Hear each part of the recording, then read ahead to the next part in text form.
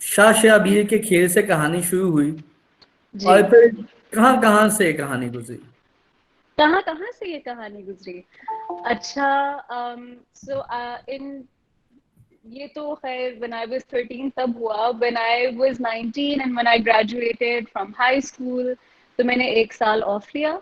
तो I remember उस वक्त मैं रावलपिंडी में रहती थी, अभी भी अम्मी अबू वहीं रहते हैं, मैं कराची शिफ्ट हो गई हूँ। तो अब हुआ ये था कि एनसीए में एक प्रोग्राम जो है लॉन्च हुआ था, बैचलर्स इन थिएटर का, एनसीए रावलपिंडी में। तो मैंने जो है उसमें अप्लाई किया और फिर कुछ हफ्तों बाद मुझे जो है वहाँ से रिप्लाई आया कि I am the only person who has applied in their theatre department. तो वो एक बच्चे को तो 4 साल नहीं पढ़ा सकते थे, तो फिर इवेंचुअली मेरा वो एक साल ज़ाया हो गया, because that's the only thing I was counting on. तो eventually I ended up in Fatima Jannat women university इन रावलपिंडी। वहाँ पे मैंने शुरू किया कम्युनिकेशन मीडिया स्टडीज़ में बैचलर्स।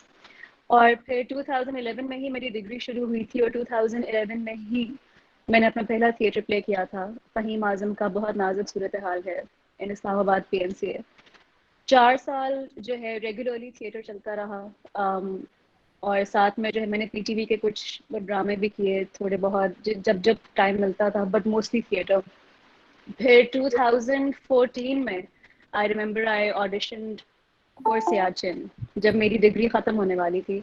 अनवर मकसूद का प्ले था और मैं सेलेक्ट हो गई। उस वक्त जो है आई थिंक मेरे पेरेंट्स को थोड़ा सा धचका लगा था, बिकॉज उन्होंने एक शर्त रखी थी कि जो है तुमने जो करना है करो, as long as you're in the top 5, as long as तुम्हारा 3 से ऊपर जीपीए आए, तब तक तुमने जो करना है करो।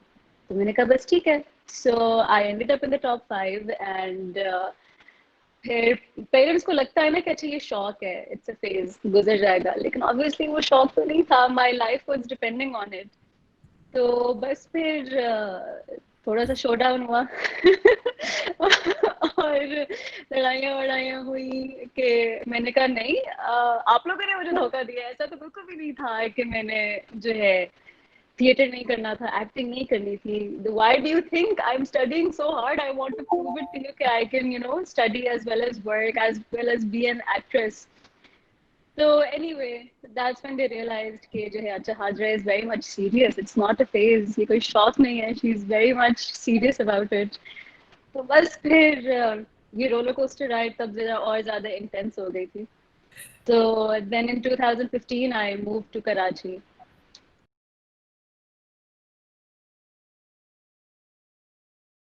हर आदमी को कहानी वैसी नहीं मिलती जैसी वो सोचता है। तो ये जो अब लोगों को ऐद वफा वाली रमशा शायद, क्योंकि मुझे तुम्हें दोनों को ऐद वफा इतना पसंद नहीं है वैसे, कोई चलो। ऐद वफा वाली रमशा को देख के लोग कहते हैं कि यहाँ तक पहुंचना तो बहुत आसान होगा। क्या वाकई आसान था? Okay, here's the thing. Um, हमारे हमारे मुल्क में as an artist you're constantly struggling. I don't think कि हमारे मुल्क में as an actor you ever settle. Settlement यहाँ पे नहीं है एक एक्टर की टू बी। काफ़ी सारे प्रोफेशंस ऐसे हैं जिनको जिसकी कोई यूनियन नहीं बनी हुई, जिसका कुछ पेपर वर्क नहीं हुआ हुआ, आप लिटरली रिस्क पे ज़िंदगी गुजार रहे हैं। कुछ पता नहीं होता आपको कि आपकी पेमेंट्स कब आएंगी, कुछ पता नहीं होता कि आज काम है तो कल काम होगा या नहीं होगा। तो honestly it's a constant struggle to be an artist in this country. और I am the sort of a person who enjoys this struggle. I feel like, I don't know, I think I have this thrill of survival and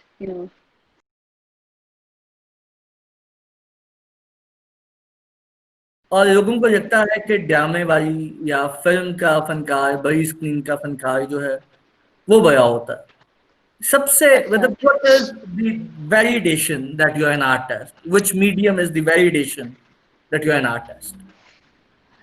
To be very honest with you, मैं अगर आपको बहुत bluntly इस चीज़ का जवाब दूं, तो किसी किसी भी मीडियम को, किसी एक्टिंग के किसी भी मीडियम को दूसरे मीडियम के ऊपर किसी भी किस्म की सुपेरियोरिटी नहीं है। टू बी ऑनेस्ट, पक्के एक्टर्स थिएटर में भी होते हैं, पक्के एक्टर्स टीवी में भी होते हैं, पक्के एक्टर्स फिल्म में भी होते हैं, और वो नज़र आ जाते हैं। हमारा काम होता है एज एन एक्टर सच बोलना, और आंखें धोखा नहीं देती टू बी ऑनेस्ट। कोई एक्टर अंदर से मतलब आप, it's all about feeling it. So if you're feeling it, तो it shows in your eyes, on your face. सबसे पहले आपकी आंखों में आता है वो। तो सबसे अच्छे जज तो ये लोग करते हैं जो हमें अदाकारी करते हुए देखते हैं कि अच्छा कौन सच बोल रहा है, कौन सच नहीं बोल रहा है। तो इसमें मीडियम की इतनी बात आती नहीं है। बट मैं ये जरूर कहूंगी कि एज एन एक्टर आपके अंदर डिसिप्लिन जरूर होना चाहिए। डिसिप्लिन पर्सनालिटी को छोड़े, जिंदगी के डिसिप्लिन को छोड़े, लेकिन फॉर द क्राफ्ट इटसेल्फ जो है डिसिप्लिन जरूर होना चाहिए, and you need to respect that craft. तो वो आपको थिएटर से आता है, which is why theatre as the first stepping stone is important. Because आपके आगे आप जो भी मीडियम चुने, लेकिन जो आपका डिसिप्लिन है, उस प्लेटफॉर्म की क्या इज्जत करनी है, स्टेज की कितनी इज्जत करनी है, वो आपको जो है थिएटर से मिलता है। तो आई थिंक एज बेसिक्स के लिए थिएटर बहुत ज़रूरी है।